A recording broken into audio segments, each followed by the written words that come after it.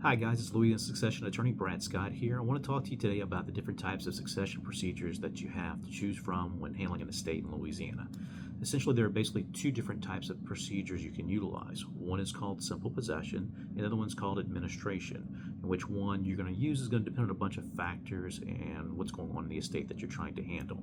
Essentially, though, talking about simple possession, it's just like what the name implies. We're simply placing the heirs in possession of the assets that's owned by the decedent. There's no court supervision. There's no process of an executor being appointed. There's no one overseeing anything. We simply go to court and present to the judge the list of the assets that are involved in the estate and who are the heirs, whether that's through a will, who says who is going to inherit, or through the default rules of heirship in Louisiana. And what the judge then does is provide a judgment of possession, transferring that ownership to the heirs. It's a very simple process, hence why we call it a simple possession. That works really well when you have everybody on board and everybody's cooperating in the proceeding. Sometimes that's not the case, though. Sometimes you can't find some family members. Sometimes some of the family members are just not willing to participate in the process, and you're worried about co-owning things with them might become a problem. So that's when we usually consider the second procedure, which is called administration.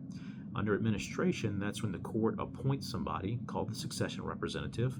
They're also called an executor if it's through a will, or an administrator. It all means the same thing. But essentially that person is put in charge by the court to take care of the estate. They can get the assets, they can close the bank accounts, they can pay off any debts or expenses that need to be paid. They can handle all these things, and after they are done with their administration, then they can make a distribution of the estate to the heirs.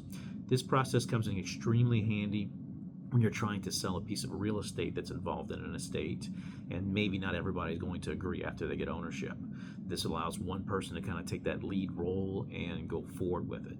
Now, when you're dealing with administration, there's really two different types of that as well. There can be court supervised, where the court has to approve everything before it happens, and that's called a regular administration. There's also another option called an independent administration. If everybody's on board, or if the power has been granted to you through a last will and testament, you can operate separately from the court, meaning that you can go get appointed by the judge, and then once you're appointed as the administrator, you can go take care of everything without all the back and forth going through the court. Obviously, the independent administration is the most cost-effective way to handle these things. So why is this important to you?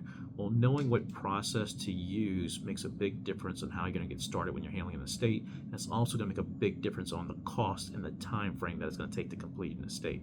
Picking the right step to start with makes a big difference over the long haul and how efficiently the estate's going to be handled. If you have an estate issue you're dealing with, give us a call so we can see if we can help you. If we can't help you, we'll try to at least point you in the right direction to get you the help that you need. Take care till next time.